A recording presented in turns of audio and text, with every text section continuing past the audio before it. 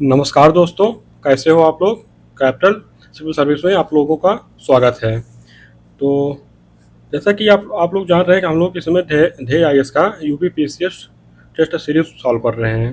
तो ये जो टेस्ट सीरीज है ध्येय आईएएस की यूपीपीसीएस को लेकर बेस्ट टेस्ट सीरीज है। तो हम लोग इसमें क्या है कि इसमें जो सॉल्व कर रहे हैं टेस्ट नंबर 2 है। टेस्ट नंबर 1 हम लोग ऑलरेडी सॉल्व कर चुके हैं। तो अगर आप लोग नहीं देखे हैं तो प्ले लिस्ट में जाकर उसको देख सकते हैं। तो अब हम लोगों का क्या है कि एग्जाम भी ज़्यादा दूर नहीं है, तो डेली डेली एक टेस्ट अगर सॉल्व करेंगे तो अभी हम लोग का डिस्ट्रिक्ट सॉल्व करना है। तो इस तरह हम लोग क्या होगा ना, कंप्लीट हो जाएगा और रिवीजन हो जाएगा। तो आप लोगों से एक निवेदन है कि आप लोग इसका एक शॉर्ट नोट्स बनाते जाएं। शॉर्ट नोट्स बनाने से क्या होता है कि इसमें आप थोड़ा कम समय में ही उसका रिवीजन कर सकते हैं। और जो ये जो टेस्ट है हमारे, जैसे ध्येय आईएएस हो गए, जीएस वर्ड हो गए, संस्कृति आईएएस हो गए, इसके डिस्ट्रिक्ट हो गए, इनका जो टेस्ट है ना, इसको समझ लीजिए ये शॉर्ट नोट्स टाइप के होते हैं। इनका जो उद्देश्य ही होता है आपका जो है रिवीजन करना। आपने आज तक कितना जो पढ़ा है उसका रिवीजन करना। तो आप लोग क्या करिए कि साथ ही साथ में नोट्स भी बनाते जाइए। तो चलिए हम लोग क्या करते हैं, टेस्ट को सॉल्व करेंगे।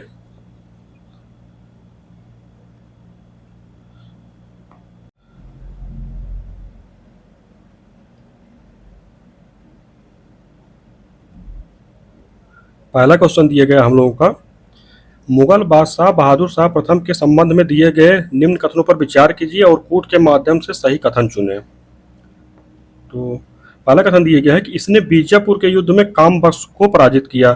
दूसरा कथन दिया गया है कि इसके दरबार में एक डच प्रतिनिधि शिष्टमंडल जोशुआ केटलर के नेतृत्व में आया था। तीसरा कथन दिया गया है कि यह सबसे अधिक उम्र में मुगल बादशाह बनने वाला व्यक्ति था। और चौथा दिया गया है कि इसने अमेर के शासक अजीत सिंह को मिर्जा राजा की उपाधि दी। तो देखिए इसमें तुम्हारा कौन सा कथन सही है। तो इसमें जो पहला कथन है कि इसने बीजापुर के युद्ध में कामबख्श को पराजित किया, तो ये हमारा सही है। कि बीजापुर के युद्ध ये कब हुआ था, ये हुआ था 1709 ईस्वी में। तो इस युद्ध में बहादुर शाह प्रथम ने कामबख्श को पराजित किया। तो कामबख्श जो था ये बहादुर शाह प्रथम का भाई था। पहला कथन हमारा सही हो जाएगा।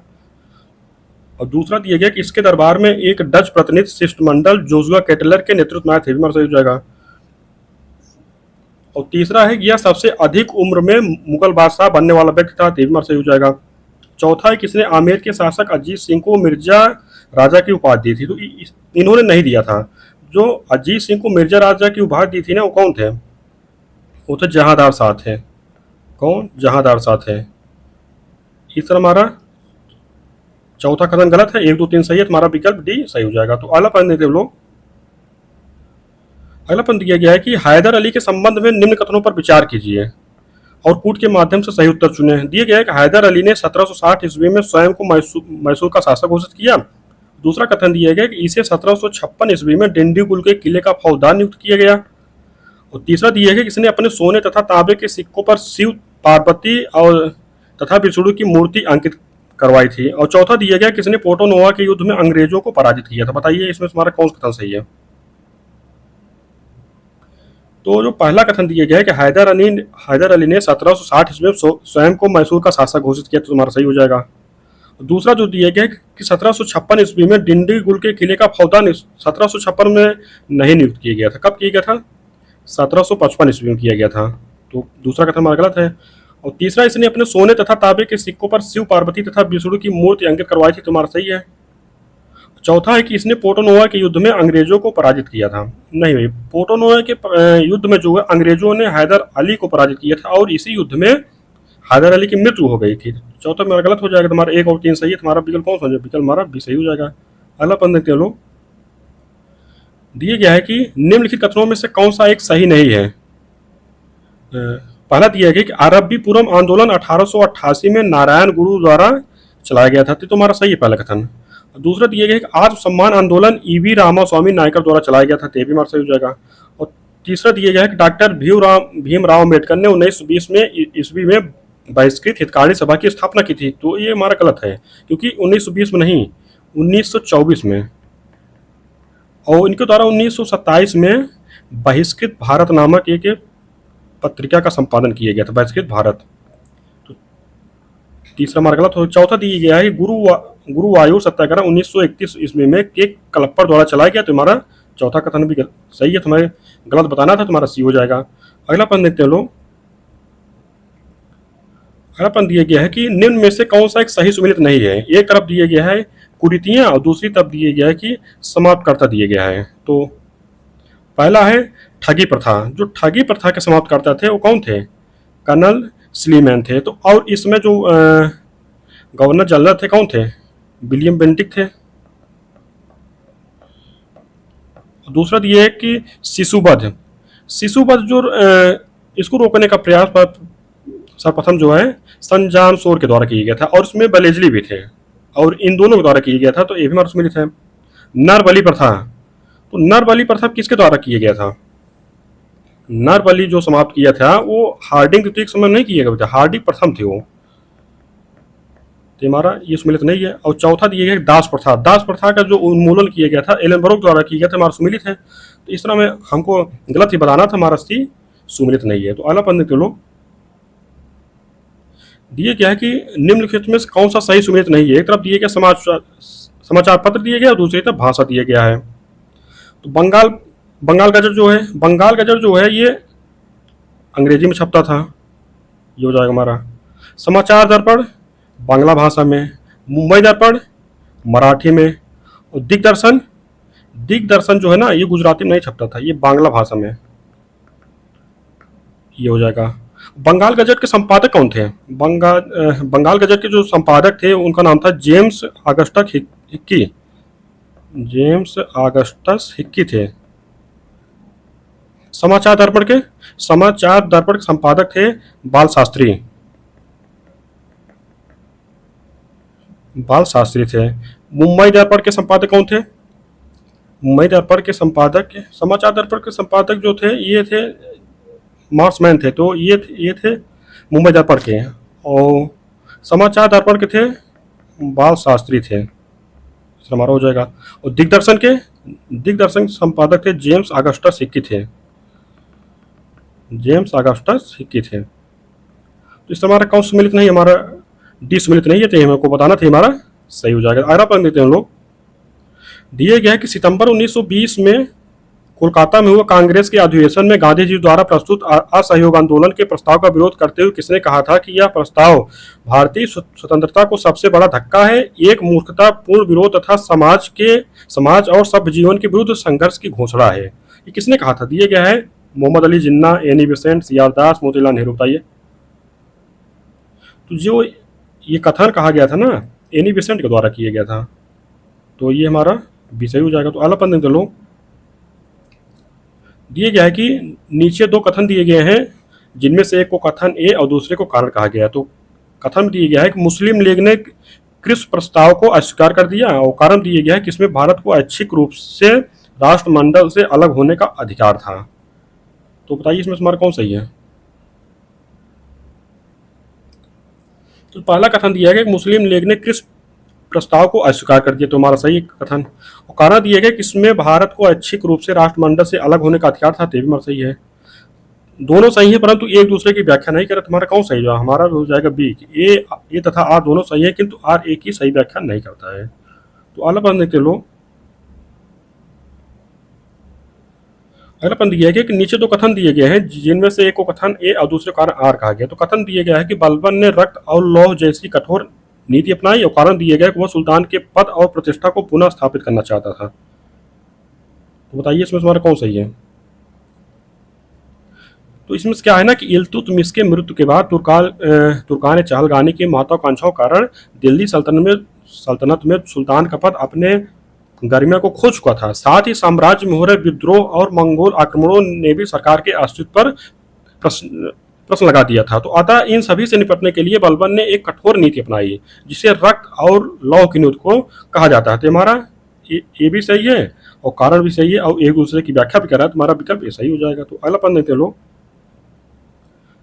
अगला प्रश्न दिया गया है कि विजयनगर साम्राज्य में ऐसी भूमि जो सीधे राज के नियंत्रण में थी और इन ग्रामों के किसान राज को कर देते थे कहलाती थी। दिया गया है भंडारवाद ग्राम, उम्बली ग्राम, कुट्टगी, मठापुर भूमि। बताइए।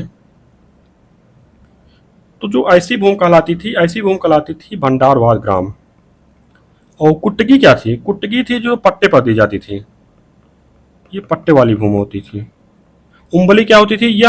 यह ग्राम को कुछ सेवाओं के बदले प्रदान की गई भूमि होती थी। ये विशेष सेवाओं को दी जाती थी। इस तरह हमारा विकल्प सही हो जाएगा। तो अगला प्रश्न देखते लोग, दिया गया है कि कौन सी विशेषता आयनीय दहसाला पद्धति की नहीं है? पहला दिया गया है कि यह एक रैयतवाड़ी व्यवस्था ही थी जिसमें बिचौलियों का कोई अस्तित्व न था, तो हमारा सही हो जाएगा पहला कथन। दूसरा दिया गया है कि आयनीय तहसाला व्यवस्था का सर्वोच्च अधिकारी दीवान आला होता थे, भी हमारा सही है। और तीसरा दिया गया है कि यह व्यवस्था मुख्य तौर पर जब्ती व्यवस्था का ही एक सुधरा हुआ रूप थी, हमारा सही हो जाएगा। और चौथा दिया गया है कि यह 10 वर्ष के लिए अस्थायी व्यवस्था थी, ये अस्थायी नहीं थी, ये अस्थायी व्यवस्था थी। समझ रहे हैं? तो इसमें क्या होता था कि राज्य को इसमें कभी भी परिवर्तन करने का अधिकार था, तो हमें गलत बताना था, हमारा डी हो जाएगा। अगला प्रश्न तो लोग, दिए गया सिंधु घाटी सभ्यता से संबंधित निम्न कथनों पर विचार कीजिए। पहला कथन दिया गया है कि हड़प्पा स्थल सुरकोटा तथा धौलावीरा खंभात की खाड़ी में स्थित है। और दूसरा दिया है कि हड़प्पा स्थल लोथल तथा रंगपुर कच्छ की खाड़ी में स्थित। बताइए हमारा कौन सा इसमें? तो इसमें देखा जाए ना तो सुरकोटा और धौलावीरा जो है ना ये कच्छ की खाड़ी में स्थित है, और हड़प्पा तथा ये हड़प्पा के जो है लोथल तथा रंगपुर ये खंभात की खाड़ी में स्थित है। एक दूसरे के इंटरचेंज कर दिया था, हमारा दोनों कथन गलत है, तुम्हारा विकल्प डी सही हो जाएगा। तो अगला प्रश्न लो, अगला प्रश्न दिया गया कि भारत में 6ठी शताब्दी ईसा पूर्व में अनेक संप्रदाय अस्तित्व में आए, निम्न में से कौन सा सही सुमेलित नहीं है? तो एक तरफ संप्रदाय दिया गया है, एक तरफ संस्थापक दिया है। तो पहला दिया गया है कि घोर अक्रियावादी, तो इसके संस्थापक कौन थे? इसके संस्थापक जो थे ना पूरन कश्यप थे, अजीत की केस कंपनी नहीं थे। कौन थे? पूरन कश्यप थे। तो इस तरह हमारा ये पहला सुमेलित नहीं है। अनिश्चयवादी, अनिश्चयवादी जो थे संजय बलट्टी पुत्र थे, ये भी हमारा सुमेलित है। भौतिकवादी पकुत कच्चायन थे, ये भी हमारा सुमेलित है। आजीवक, आजीवक थे, आजीवक के संस्थापक जो थे मक्खलपुत्र गोसाल थे, ये भी हमारा सुमेलित है। तो हमारे बताना कौन सुमेलित नहीं, तुम्हारा बी हो जाएगा। अगला प्रश्न लोग, अगला प्रश्न दिया गया है कि निम्न में से किनसे अशोक के व्यक्तिगत जीवन की जानकारी मिलती है?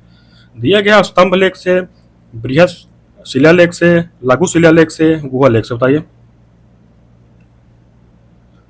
तो इसमें क्या है ना, अशोक के वे शिलालेख जो 14 शिलालेखों के मुख्य वर्ग में सम्मिलित नहीं है, लघु शिलालेख कहलाते हैं। इससे अशोक के व्यक्तिगत जीवन की जानकारी मिलती है।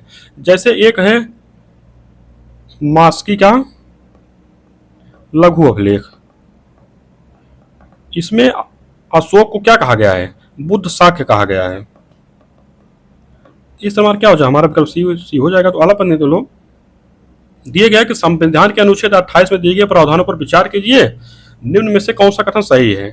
तो पहला दिया गया कि अनुच्छेद 28 के अंतर्गत राज्य निधि से पूर्णतः पोषित किसी शिक्षा संस्थान में कोई धार्मिक शिक्षा नहीं दी जाएगी। दूसरा दिया गया है कि यह व्यवस्था उन संस्थानों पर भी लागू होती है जिनका प्रशासन तो राज्य कर रहा है, लेकिन उनकी स्थापना किसी विन्यास या न्याय के अधीन हुई। बताइए इसमें कौन सही हमारा? तो इसमें देखा जाए ना तुम्हारा पहला कथन सही है, दूसरा कथन हमारा गलत है। इसमें इसलिए गलत है कि अगर जिनका प्रशासन राज्य कर रहा है और उनकी स्थापना किसी विन्यास या न्यास के अधीन हुए तो उस पर ये लागू नहीं होता है। तो हमारा दूसरा कथन गलत है, तो हमारा विकल्प ये सही हो जाएगा। तो अगला प्रश्न दे लो, अगला प्रश्न है सूची 1 को सूची 2 से मिलाना है। तो देखते हैं इसमें एक पहला दिया गया है कि अनुच्छेद 243, तो अनुच्छेद 243 में क्या प्रावधान? अनुच्छेद 243 में प्रावधान है संघ की राजभाषा का। और अनुच्छेद 351, अनुच्छेद 351 में है कि हिंदी भाषा के विकास के लिए निर्देश दिए गया है।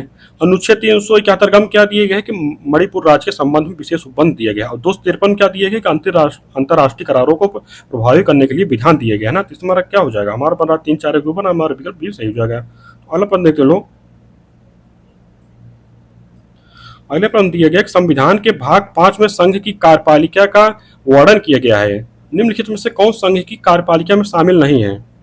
दिए गए राष्ट्रपति, उपराष्ट्रपति, प्रधानमंत्री, महान्यायवादी। तो बताइए कि संघ की कार्यपालिका में कौन कौन शामिल है? तो इसमें देखा जाए तो चारों शामिल हैं, राष्ट्रपति, उपराष्ट्रपति, प्रधानमंत्री, महान्यायवादी। तीसरा हमारा क्या हो जाए? हमारा विकल्प डी सही हो जाता है। इसमें क्या है कि भाग 5 में इसका उल्लेख है, भाग 5 में अनुच्छेद 52 से 78 तक संघ की कार्यपालिका का वर्णन किया गया। तो विकल्प हमारा डी सही हो जाएगा। तो अगला प्रश्न तो लो, अगला प्रश्न दिया गया है कि दल बदल से संबंधित निम्न कथनों पर विचार कीजिए। दिए गया है कि दल बदल से उत्पन्न निरहरता संबंधी प्रश्नों का निर्णय सदन का अध्यक्ष करता है, और दूसरा दिए गया है कि अध्यक्ष द्वारा लिया गया निर्णय अंतिम होता है और इसे किसी न्यायालय में चुनौती नहीं दी जा सकती। बताइए। तो इसमें देखा जाए तो पहला कथन हमारा सही है कि दल बदल से उत्पन्न निरहरता संबंधी प्रश्नों का निर्णय सदन का अध्यक्ष करता है, और जबकि दूसरा जो इसमें दिए गया है ना कि अध्यक्ष का इसमें जो निर्णय है अंतिम नहीं होता है, पहले होता था, लेकिन अब जब ये केस आया था कि हो तो होलो हान मामला, कि हो तो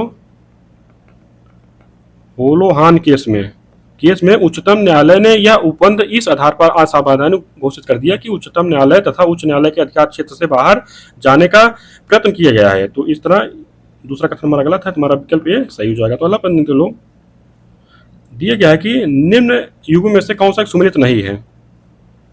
दिए गए हैं भाग 9 खा, तो भाग 9 खाम दिए गए सहकारी समितियां, ये तुम्हारा सुमिलित है। और भाग 14 का इसमें दिए गए संघ और राज्यों के अधीन सेवाएं नहीं भैया। भाग 14 का क्या दिए गए, भाग 14 में ये जो संघ और राज्य के अधीन सेवाएं है ना, ये भाग 14 में दी गई हैं। 14 कम जो दिया गया है उसमें दिया गया है अधिकरण दिया गया है, तो ये हमारा भी हो जाएगा। भाग 8 में संघराज क्षेत्र है और 19 में प्रकीर्ण है, इस तरह हमारा भी सुमिलित नहीं है। तो अगला प्रश्न देखते लोग। अगले प्रश्न दिया गया है कि नीचे दो कथन दिए गए हैं जिनमें से एक को कथन ए और दूसरे को कारण आर कहा गया। तो कथन में दिया गया है कि संसदीय सरकार को उत्तरदायी सरकार के नाम से भी जाना जाता है। कारण दिया गया है कि संसदीय व्यवस्था में विधायिका अपने कार्यों तथा नीतियों के लिए कार्यपालिका के प्रति उत्तरदायी होती है। बताइए इसमें हमारा कौन सही है। तो इसमें देखा जाए तो कथन जो दिए गए ना, संसदीय सरकार को उत्तरदायी सरकार के नाम से भी जाना जाता है, तो तुम्हारा सही है। कारण दिया गया संसदीय व्यवस्था में विधायिका जो है, विधायिका नहीं भैया, कार्यपालिका अपने कार्यों के प्रति विधायिका के प्रति उत्तरदायी होती है। तो इसमें क्या है कि एक दूसरे को बदल दिए गए, कारण हमारा गलत है, हमारा विकल्प क्या हो जाएगा, सी हो जाएगा। तो अगला प्रश्न देखते लो। अगला प्रश्न दिया गया कि मंत्रिमंडलीय समितियों के संबंध में दिए गए कथनों पर विचार की तथा सत्य कथन चुने। तो पहला दिया गया है कि मंत्रिमंडलीय समितियां संवैधानिक है, और दूसरा दिया गया है कि संसदीय मामलों के मंत्रिमंडलीय समिति संसद में सरकार की भूमिका और कार्यों को देखती हैं। तो बताइए। तो इसमें देखा जाए तो जो मंत्रिमंडलीय समितियां हैं संवैधानिक नहीं भैया, ये गैर संवैधानिक है, गैर संवैधानिक है। तो ये इसमें आ रहा है, ये गलत हो जाएगा पहला। दूसरा जो ये संसदीय मामलों के मंत्रिमंडलीय समिति संसद में सरकार की भूमिका कार्यों को देखती है, दूसरा हमारा सही है, तुम्हारा विकल्प भी सही हो जाएगा। तो अगला प्रश्न देते लोग। दिए गया है कि निम्नलिखित में से कौन सा कथन सही नहीं है। तो इसमें जो दिए गया है पहला कथन कि मई 1949 ईस्वी में राष्ट्रमंडल में भारत की सदस्यता का सत्यापन किया गया, तो तुम्हारा सही हो जाएगा। दूसरा दिए गया कि 22 जुलाई 1947 को राष्ट्रीय ध्वज को अपनाया गया, तो हमारा सही हो जाएगा। और तीसरा दिए गया कि 24 जनवरी 1950 को राष्ट्रीय गान को अपनाया गया, तो हमारा सही है। और चौथा दिया गया कि 26 जनवरी 1950 को डॉक्टर राजेंद्र प्रसाद को भारत के पहले राष्ट्रपति के रूप चुना। ये हमारा गलत है, 26 जनवरी नहीं भैया, 24 जनवरी को। इस तरह हमें गलत बताना, तुम्हारा विकल्प डी सही हो जाएगा। तो अगला प्रश्न देखते लो। दिए गए कि नीचे दो कथन दिए गए हैं जिनमें से एक को कथन और ए और दूसरे को आर कहा गया। तो कथन दिए गया है कि मुख्यमंत्री राज्य सरकार के किसी भी मंत्री को बर्खास्त कर सकता है। कारण दिए गया है कि मुख्यमंत्री राज्य मंत्रिपरिषद का प्रमुख होता है। तो बताइए इसमें हमारा कौन सही है।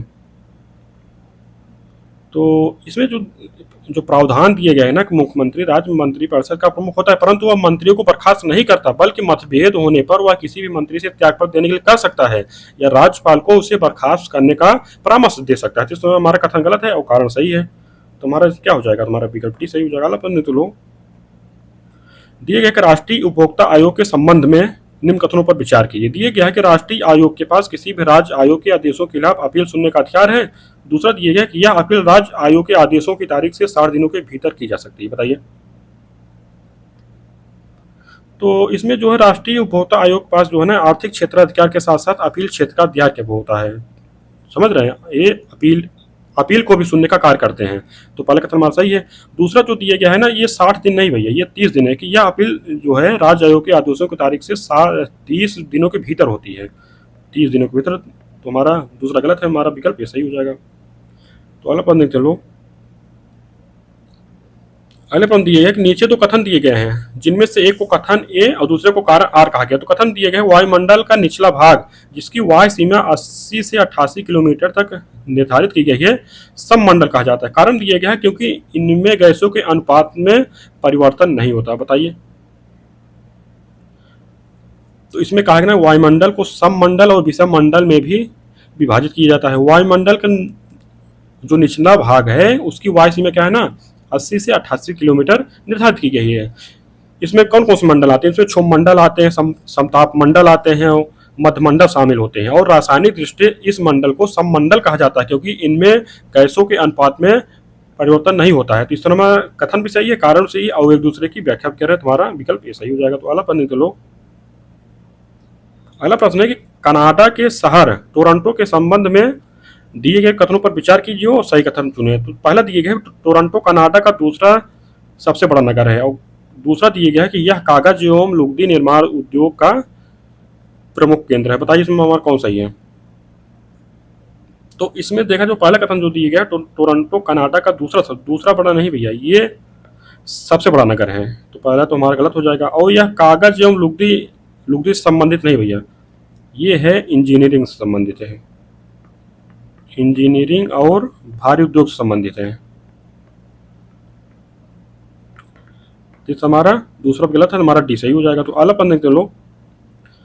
दी गया है कि निम्नलिखित में से किस क्षेत्र को श्वेत निवासियों की कब्र कहा जाता है? श्वेत निवासी कब्र दिया गया है कि एशिया के पूर्वी द्वीप समूह को, गिनी तट को, बिस्के की खाड़ी क्षेत्र को, इनमें से कोई नहीं। बताइए। तो इसमें कहा है ना गिनी तट क्षेत्र जो है ना जो विषुवत रेखा के क्षेत्र के अंतर्गत आता है। यहाँ वायु जो है ना शांत रहती है, अधिक तापमान पाया जाता है, नमी भी ज्यादा पाई जाती है। तो यहाँ पर मतलब क्या होता है ना उमस का माहौल होता है, तो जिसके कारण अनेक बीमारियां पैदा होती हैं। इसी कारण गिनी के तट को श्वेत निवासियों की कब्र कहा जाता है क्योंकि इसी से होकर पहले वो भारत में आते थे और यहाँ पर वो रुकते थे, यहीं पर वो रुकते थे। तो वहाँ कहा जाता है जैसे महामारी वगैरह फैलने के कारण उनकी ज़्यादातर मृत्यु वहीं होती है। तो इस तरह हमारा क्या हो जाएगा? बी हमारा सही है गिनी तट। अगला प्रश्न चलो। दिया गया है कि निम्नलिखित में से कौन सा कथन सही नहीं है?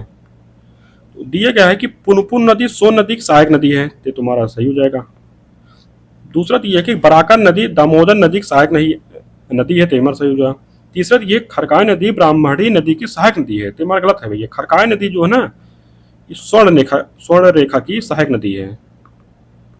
तो चौथा दिया कि हेमावती नदी कावेरी की सहायक नदी, हमारा सही हो जाएगा। हमारा विकल्प हमको बताना था कौन गलत है, सी हमारा सही हो जाएगा। अगला प्रश्न सुन लो।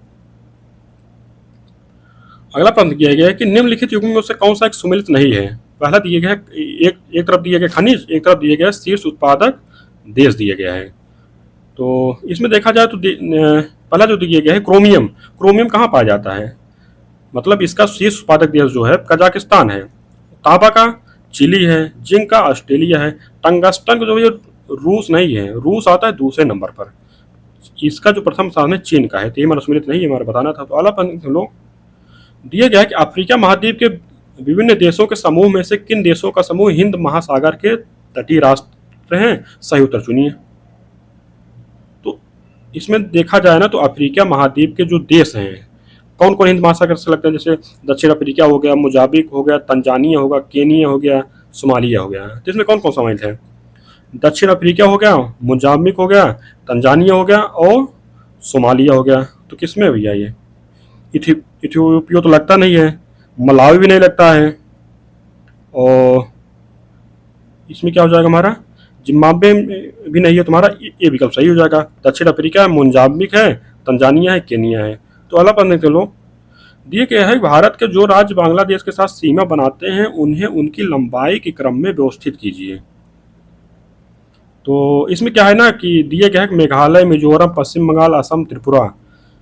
तो इसमें देखा जाए तो बांग्लादेश के साथ 5 भारतीय राज्य सीमा बनाते हैं और सीमा की लंबाई के क्रम में उनका जो स्थान है ना पहले स्थान पर आता है पश्चिम बंगाल, दूसरे स्थान पर आता है त्रिपुरा, तीसरे स्थान पर आता है मेघालय, चौथे स्थान पर आता है मिजोरम, पांचवें स्थान पर आता है असम। तो इस तरह हमारा क्या बन रहा है? हमारा 3, 5, 1, 2, 4 बना, तो हमारा विकल्प जो है सी सही हो जाएगा। तो अगला प्रश्न देख लो।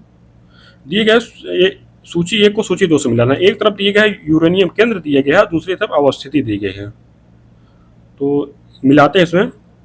तुर्माडी कहाँ है? तुर्माडी जो है झारखंड में है, गोगी कर्नाटक में है, लंबापुर तेलंगाना में है, दुमाई साइट जो है मेघालय में है।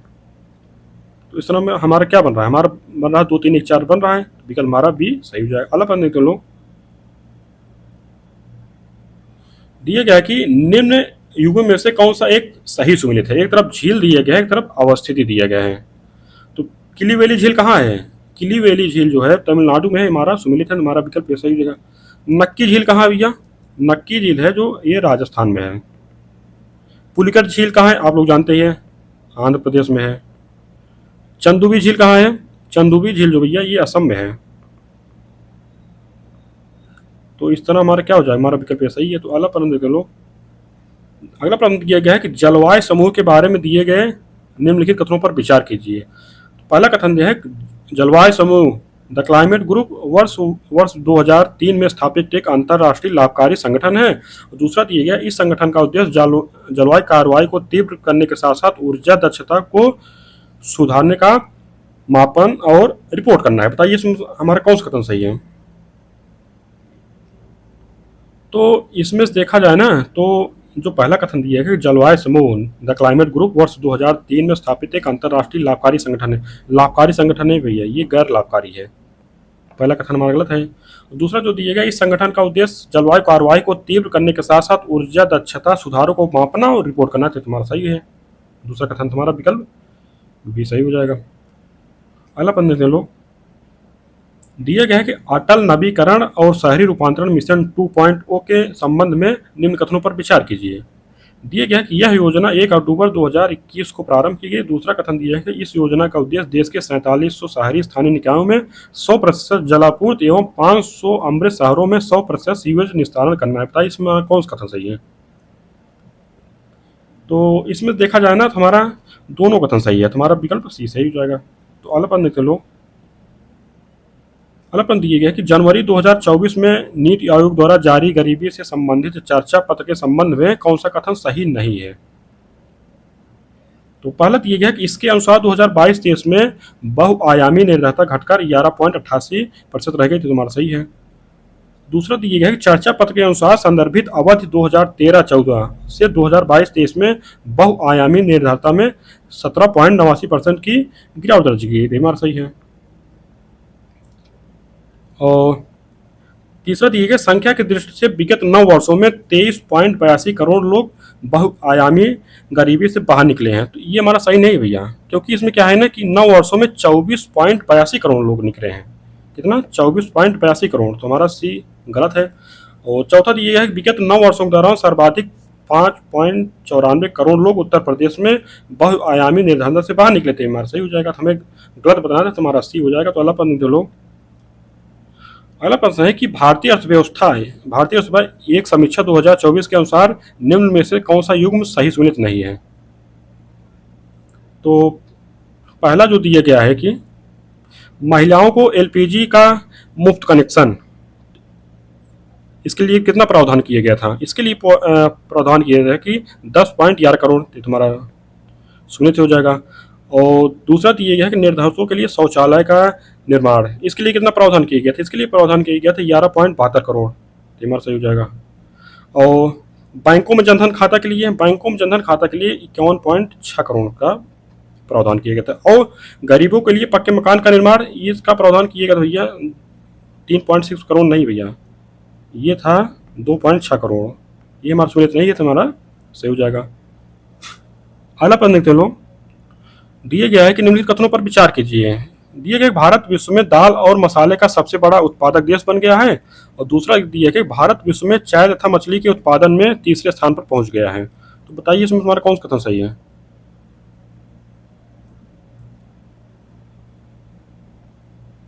तो पहला कथन जो दिया गया, भारत विश्व में दाल और मसाले का सबसे बड़ा उत्पादक देश बन गया ना, तो हमारा सही है।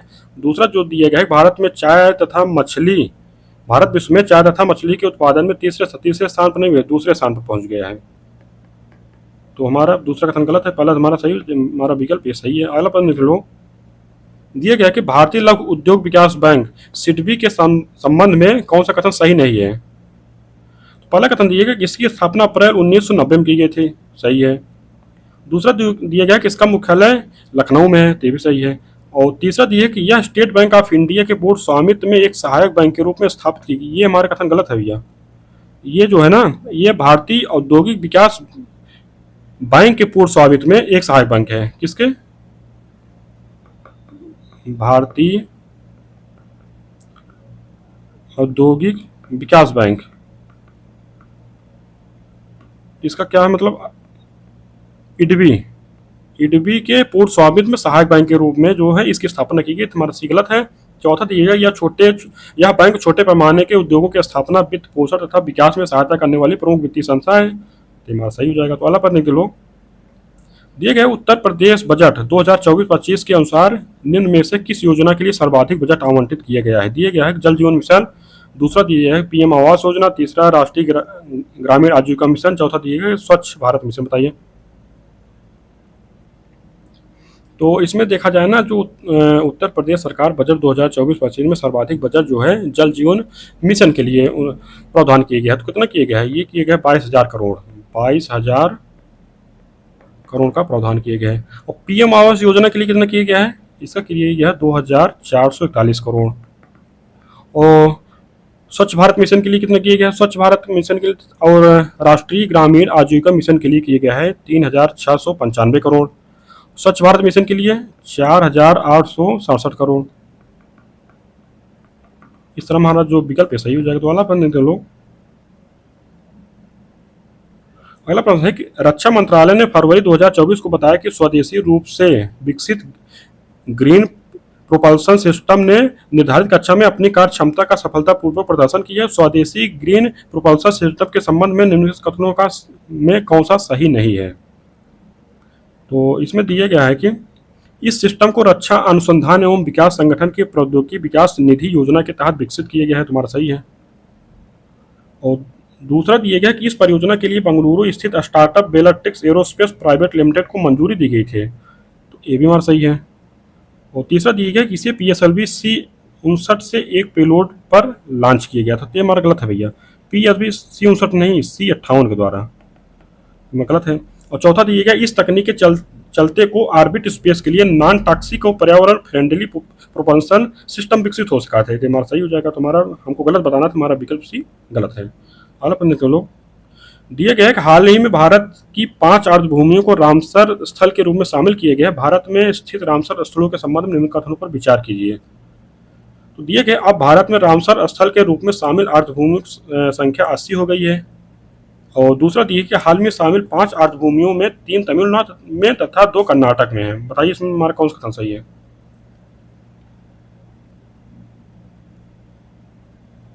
तो इसमें देखा जाए ना, तो जो अब भारत में रामसर स्थलों की संख्या 80 हो गई, पहले कथन हमारा सही है। और दूसरा दिए गए जो 5 अर्धभूमियों में 3 तमिलनाडु नहीं भैया, 3 जो है कर्नाटक में है और 2 हैं तमिलनाडु में स्थित हैं। अभी जो 5 रामसर भूमि को शामिल की है। दूसरा हमारा गलत है। तुम्हारा विकल्प ये सही हो जाएगा। अगला प्रश्न के लोग दिए गया है कि ग्रीन हाइड्रोजन प्रोजेक्ट स्थापित करने वाला देश का पहला एयरपोर्ट है। दिए गया है कि इंदिरा गांधी एयरपोर्ट नई दिल्ली, कोचीन एयरपोर्ट, महर्षि वाल्मीकि एयरपोर्ट अयोध्या, इनमें से कोई नहीं। बताइए। तो इसमें जो है ना, कोचीन एयरपोर्ट में स्थापित किए गए हैं ग्रीन हाइड्रोजन प्रोजेक्ट। तो हमारा विकल्प भी सही हो जाएगा। अगला पढ़ने के लोग दिया गया है कि देश की पहली hyper velocity expansion tunnel test सुविधा का विकास किसने किया है? दिए गया IIT Kanpur, IIT Chennai, IIT Kharagpur, IIT Bengaluru. बताइए। तो इसमें देखा जाए ना, देश की पहली हाइपर वेलोसिटी एक्सपेंशनल जो टनल का विकास IIT कानपुर के द्वारा किया गया। तो विकल्प हमारा सही हो जाएगा। अगला प्रश्न के लोग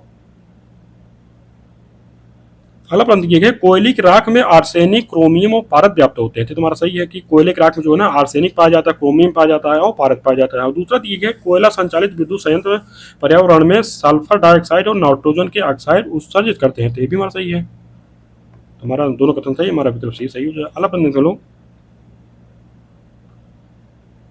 अगला प्रश्न दिया गया है कि इनमें हमें बताना है कि अपमार्जक डिटर्जेंट के संबंध में दिए गए निम्न कथनों में से कौन सा कथन सही है? तो पहला दिए है अपमार्जन का प्रयोग मृदु तथा कठोर दोनों प्रकार के जल में किया जा सकता है। तो हमारा सही है। दूसरा दिया गया अपमार्जक कठोर जल में उपस्थित कैल्शियम और मैग्नीशियम आयनों के साथ जल में अम्लीय लवण नहीं बनाते हैं। ये हमारा सही हो जाएगा।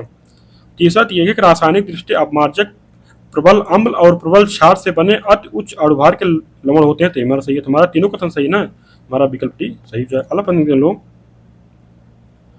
तो अगले कथन दिए है कि निम्नलिखित कथनों पर विचार कीजिए। पहला दिए है कि रक्त समूह ओ को सर्वदाता कहा जाता है, और दूसरा दिए है वो समूह के रक्त में ए तथा बी दोनों एंटीजन पाए जाते हैं जिसके कारण किसी व्यक्ति को देने पर कोई स्कंदन नहीं होता। बताइए इसमें हमारा कौन सा कथन सही है?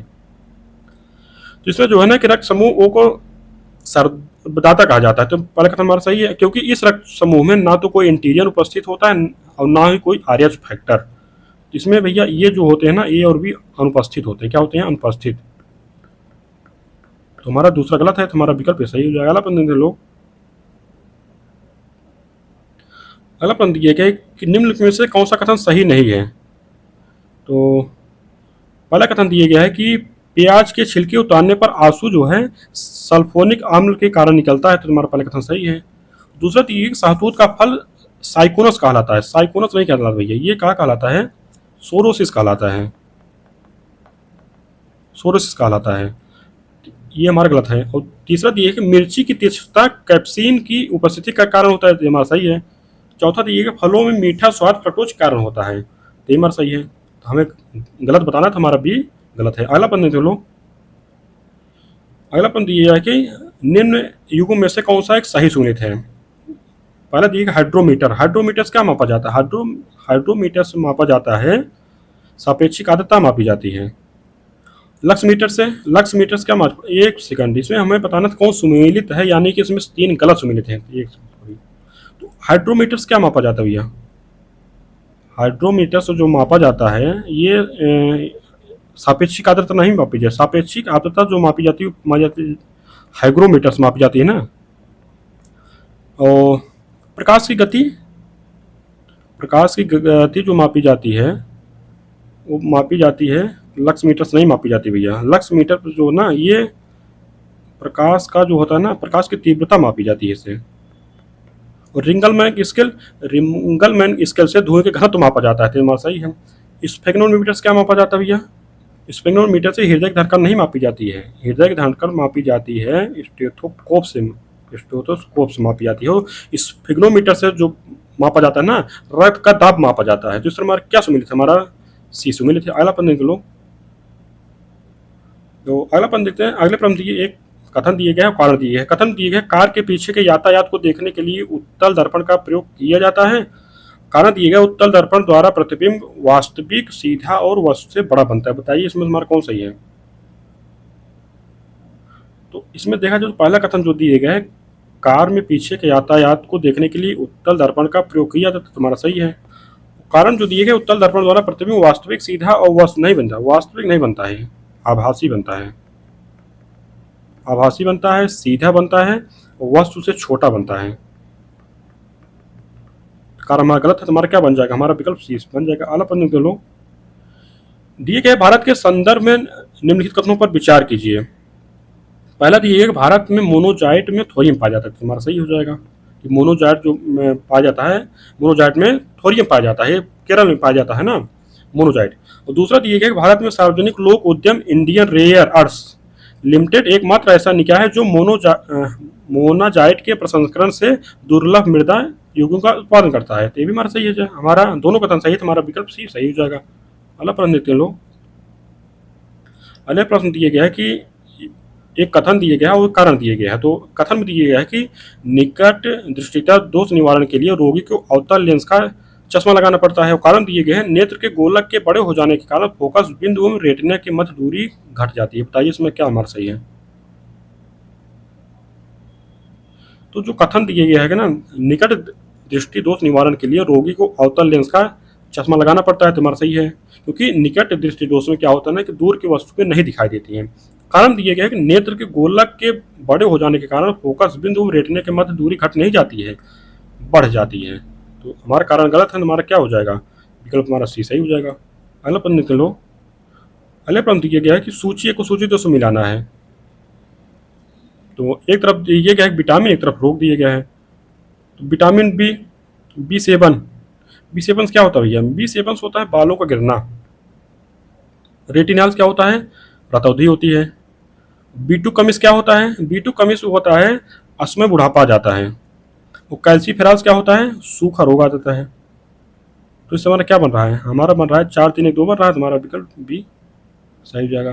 B7 का जो रासायनिक नाम क्या है? B7 का रासायनिक नाम है बायोटीन है। B2 क्या है? B2 जो है वो थायमीन है। थायमीन है। रेटिनॉल जो है ना, ये विटामिन ए में पाया जाता है। और कैल्सीफेरॉल जो है ये विटामिन डी में पाया जाता है, आप लोग जानते हैं। जिस तरह हमारा विकल्प भी सही हो जाए। आला पसंद लोग दिए गए हैं, काला जार के संदर्भ में निम्नलिखित कथनों पर विचार कीजिए। पहला कथन दिए कि यह रोग लीशमैनिया नामक प्रोटोजोआ से फैलता है। दूसरा दिए है कि यह रोग क्यूलेक्स मच्छरों के द्वारा फैलता है। बताइए इसमें क्या सही है? तो जो काला जार है ना, काला जार एक प्रकार का संक्रमण बीमारी है जो परजीवी लीशमैनिया दोनों आने के कारण होता है ना। और ये एक प्रकार का प्रोटोजोआ है। तो इस समय क्या हो जाएगा? हमारा विकल्प जो जो कथन है हमारे सही है।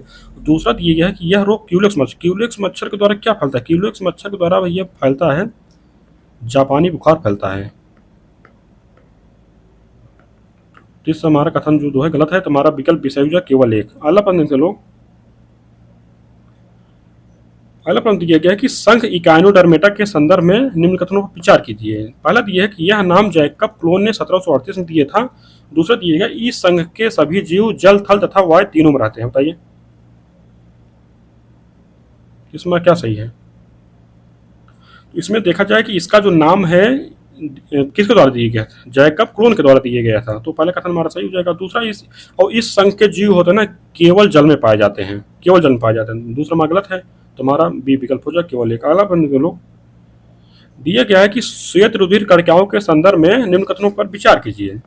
दिया गया है कि इसका जीवन काल 120 दिन का होता है। दूसरा दिया है इसका इसका प्रमुख कार्य शरीर को संक्रमण से बचाना है। तो बताइए इसमें हमारा कौन सही है? जो श्वेत रुधिर कणिकाएं होती है ना, इनका जो जीवन काल होता है बहुत ज़्यादा से ज़्यादा 3 से 4 दिन होता है। तो पहले कथन हमारा गलत है। दूसरा जो इनका प्रमुख कार्य शरीर को संक्रमण से बचाना है, तो हमारा सही है। तुम्हारा क्या हो जाएगा? हमारा विकल्प सही हो जाएगा। तो अल्लाह पर देते लोग, इसमें सूची एक को सूची दो से मिलाना है।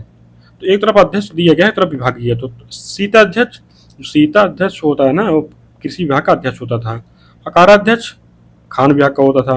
मुद्रा अध्यक्ष जो होता था पासपोर्ट विभाग का होता था। संस्था अध्यक्ष व्यापारिक मार्गों का होता था। तो इस तरह हमारा क्या बन रहा है?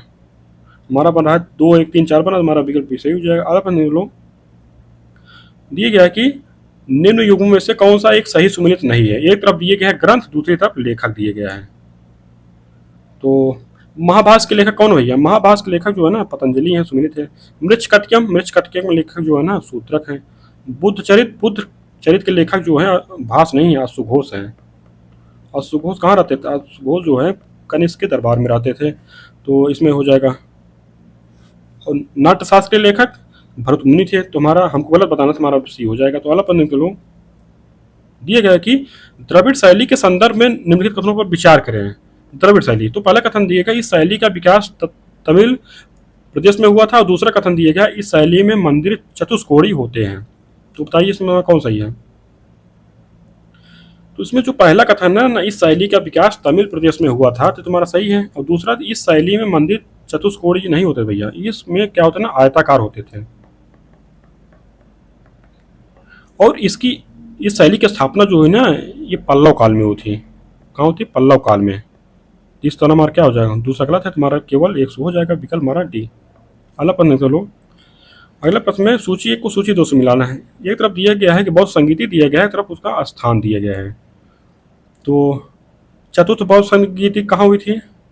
कश्मीर में हुई थी। प्रथम कहाँ हुई थी? राजगीर में हुई थी। तृतीय कहाँ हुई थी? पाटलिपुत्र में हुई थी। द्वितीय कहाँ हुई थी? वैशाली में हुई थी। तो इससे हमारा क्या बन रहा है? हमारा बन रहा है 2 1 4 3 बन रहा है। हमारा विकल्प भी सही हो गया। और चतुर्थ बौद्ध जो संगीति हुई थी वो किसके काल में हुई थी? वो हुई थी कनिष्क के शासन काल में। और इसी में क्या हुआ था ना कि बौद्ध धर्म जो है हीनयान महायान में विभाजित हो गया था। और प्रथम प्रथम में शासक थे अजातशत्रु। तृतीय में कौन थे? तृतीय में थे अशोक। एक मिनट भैया। चतुर्थ में थे कनिष्क थे। प्रथम में थे अजातशत्रु थे। और तृतीय में कौन थे? अशोक थे। द्वितीय में कौन थे? काल अशोक थे ना। तो अगला पद देखते लोग। दिए गया है कि निम्नलिखित में से कौन से राज्य के उच्च न्यायालय का मुख्य क्षेत्राधिकार नहीं दिए गए? प्रारंभिक क्षेत्राधिकार, परामर्शी क्षेत्राधिकार, निरीक्षण का क्षेत्राधिकार, अपील क्षेत्राधिकार, बताइए। तो इसमें देखा जाए तो भारतीय संविधान के अनुसार परामर्शी संबंधी क्षेत्राधिकार अनुच्छेद 143 में इसका प्रावधान किए गया है, और उसके तहत इसको जो अधिकार दिए गए ना, सर्वोच्च न्यायालय को दिया गया है। तो यही हमारा परामर्शी क्षेत्राधिकार नहीं होगा, उच्चतम न्यायालय के, हमारा विकल्प बी सही हो जाएगा। अगला प्रश्न लोग, दिए गए संविधान के अनुच्छेद 358 तथा अनुच्छेद 359 का संबंध जो है निम्नलिखित में से किस एक से है? पहला दिया गया है कि राष्ट्रपति की आपातकाल में राज्यों को निर्देश देने की शक्ति। दूसरा दिए गया कि संविधान लागू होने की प्रक्रिया, और तीसरा दिए गया राष्ट्रीय आपातकाल में मूल अधिकारों पर प्रभाव। चौथा दिया गया केंद्र शासित क्षेत्रों के शासन संबंधी नियमों प्रक्रिया, बताइए। इसमें क्या है कि संविधान के अनुच्छेद 358 तथा 359 राष्ट्रीय आपातकाल में मूल अधिकारों पर प्रभाव का उल्लेख करते हैं। जब युद्ध या वायु आक्रमण के कारण राष्ट्रीय आपात की घोषणा की जाती है तो अनुच्छेद 58 के तहत अनुच्छेद 19 द्वारा प्रदत्त स्वतंत्रता के 6 मूल अधिकार जो होते हैं स्वतः ही निलंबित हो जाते हैं, क्योंकि 358 जो है ये अनुच्छेद 19 से संबंधित है ना, और अनुच्छेद 359 जो है ये 20 और 21 को छोड़ करके सभी मूल अधिकारों का निलंबन कर देता है। तुम्हारा विकल्प कौन सा? हमारा विकल्प हो जाएगा सी, सही हो जाएगा। तो अगला प्रश्न लो। अगला प्रश्न है कि निम्नलिखित कथनों में से कौन सा सत्य है? तो दिए गया है कि संघ लोक सेवा आयोग के पास राज्य लोक सेवा आयोग के निरीक्षण की शक्ति है। तो दूसरा दिए गया संघ लोक सेवा आयोग तथा राज्य लोक सेवा आयोग अपने अपने कार्यों के लिए एक दूसरे से स्वतंत्र है, बताइए इसमें मां कौन सही है? तो इसमें क्या है ना कि अनुच्छेद 325 के अंतर्गत संघ एवं राज्यों के लिए लोक सेवा आयोग के गठन का प्रावधान किया गया है। ये दोनों अपने कार्यों के लिए एक दूसरे से स्वतंत्र होते हैं। संघ लोक सेवा आयोग राज्य लोक सेवा आयोग का निरीक्षण नहीं करता। तो पहला कथन हमारा गलत हो जाएगा, दूसरा सही है, विकल्प हमारा भी सही हो जाएगा। अगला प्रश्न के लोग, अगले प्रश्न सूची 1 को सूची 2 से मिलाना है। एक तरफ अनुच्छेद दिए गए हैं, एक तरफ उसके प्रावधान दिए गए हैं। तो अनुच्छेद 371 में क्या है? अनुच्छेद 371 में जो प्रावधान दिए गए हैं महाराष्ट्र एवं गुजरात के संबंध दिए गए हैं, और 371 कम है। 371 कम जो प्रावधान दिए गए हैं नागालैंड के संबंध में है। 371 खम दिए गए हैं असम के लिए दिए गए प्रावधान। 371 गम जो दिए गए हैं वो दिए गए मणिपुर के लिए। इस हमारा क्या बन जाएगा? हमारा बन रहा है 2 4 1 3 बन रहा है। तो हमारा विकल्प जो है 2 4 3 1 बन रहा है। 2 4 3 1 हमारा विकल्प डी सही हो जाएगा। तो अगला प्रश्न लो, दिया गया है कि मतदाताओं द्वारा 18 वर्ष की आयु पर मताधिकार का पहली बार प्रयोग किया गया। दिया गया 1971 में, 1981 में, 1989 में, 1990 में, बताइए। तो जो क्या हुआ था ना, ये जो प्रावधान किया गया था 61वें संविधान संशोधन अधिनियम 1988 में किया गया था ये। और इससे क्या किया था कि मताधिकार की आयु जो था ना 21 वर्ष से घटाकर 18 वर्ष कर दिया गया था। तो इसमें क्या हो जाएगा? फिर हमारा विकल्प सी हो जाएगा। तो अगला प्रश्न लो, दिया गया है कि दिनेश गोस्वामी समिति का संबंध है निम्नलिखित में किससे था? दिया गया है कि मौलिक अधिकार, मौलिक कर्तव्य, जनजातीय क्षेत्रों का प्रशासन, चुनाव सुधार, बताइए। इसमें जो है दिनेश गोस्वामी की अध्यक्षता में 1990 में एक समिति का गठन किया गया था। कब किया गया था? 1990 में। और इसका जो संबंध है ना चुनाव सुधार से है। तो विकल्प हमारा डी सही हो जाएगा। अगला प्रश्न लो, अगला प्रश्न दिया गया है कि निम्नलिखित कथनों पर विचार करें। और कथन दिया गया है कि कोल्टिहोवा से चावल के साक्ष्य मिले हैं। दूसरा दिया गया सराय नाहर का उत्खनन बी.डी. मिश्रा ने कराया था।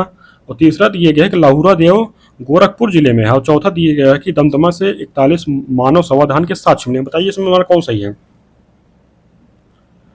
तो इसमें जो दिखा जाए ना कोल्टिहोवा के से चावल के साक्ष्य मिले, तो पहला कथन हमारा सही है। दूसरा दिए कि सराय नाहर राय का उत्खनन बी.डी. मिश्रा ने किया। बी.डी. मिश्रा नहीं किए भैया, ये किए थे के.सी. ओझा के द्वारा किया गया था। तो दूसरा कथन हमारा गलत है। तीसरा दिया गया है कि लाहुरा देव गोरखपुर जिले में। गोरखपुर जिले में नहीं है भैया, ये है संत कबीर नगर में। कहाँ है? संत कबीर नगर में है। तो ये भी हमारा गलत है।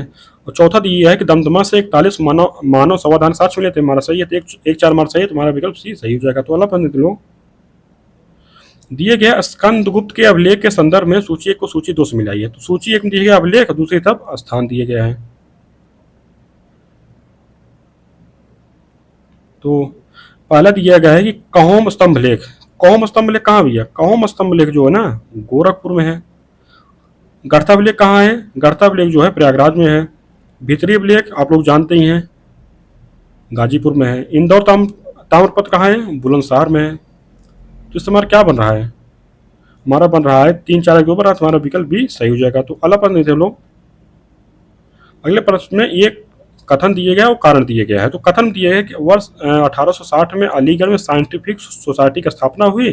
कारण दिए गया किसका उद्देश्य कला और विज्ञान पर पश्चिमी कार्यों का स्थानीय भाषाओं में अनुवाद करना और पश्चिमी शिक्षा को बढ़ावा देना था। तो बताइए इसमें हमारा क्या सही हो जाएगा? तो इसमें देखा जाए जो अलीगढ़ में साइंटिफिक सोसाइटी की स्थापना हुई थी ना, उसकी स्थापना हुई थी 1860 नहीं हुई थी, 1864 में हुई थी। और जो इसका उद्देश्य है कला विज्ञान पर जो है पश्चिमी कार्य को स्थानीय भाषाओं में अनुवाद करना और पश्चिमी शिक्षा को बढ़ावा देना, तो कार्य हमारा सही है। तो हमारा विकल्प क्या हो जाए? हमारा विकल्प डी सही हो जाएगा। तो अगला प्रश्न तो लोग,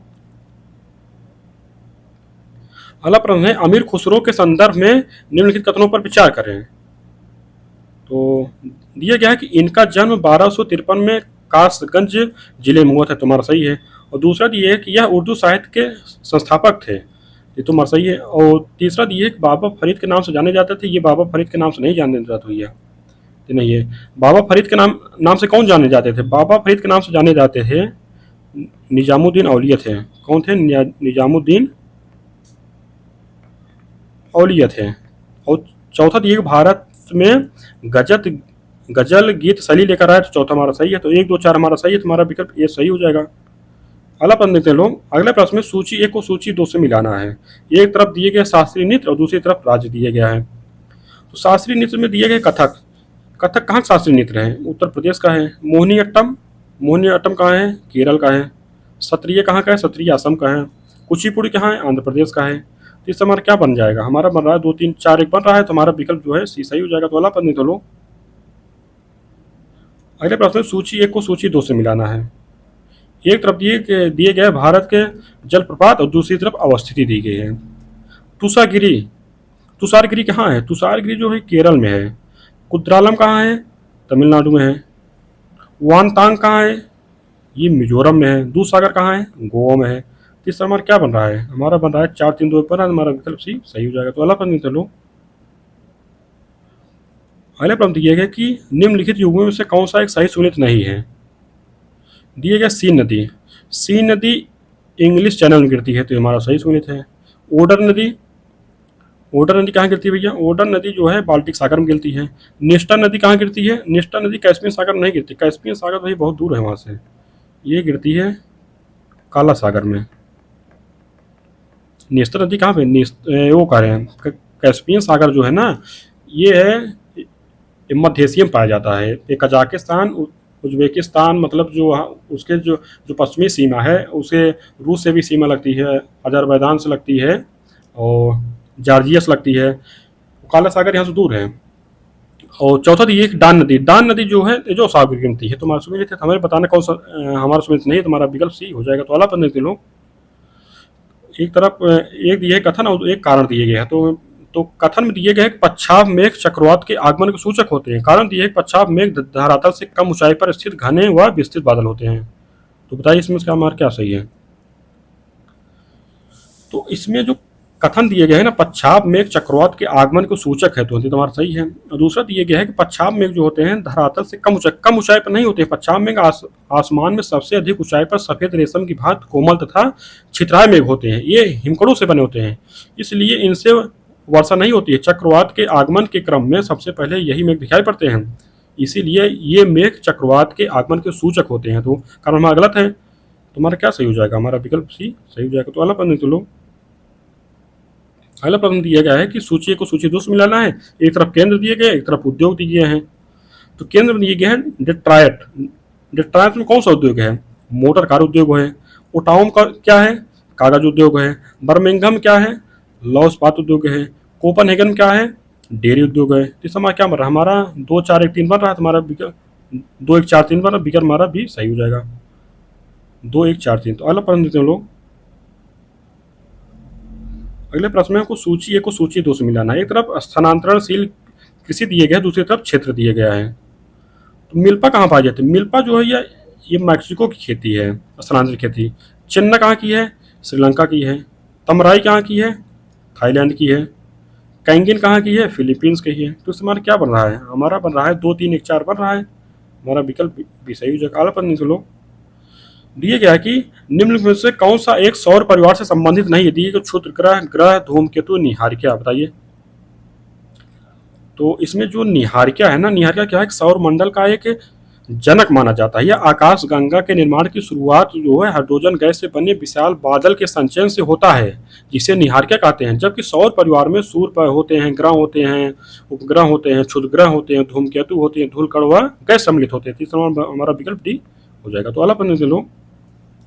दिए गया कि भूमध्य रेखा निम्नलिखित में से किस एक देश से होकर नहीं गुजरती। दिए गए ब्राजील, केन्या, मैक्सिको, इंडोनेशिया, बताइए।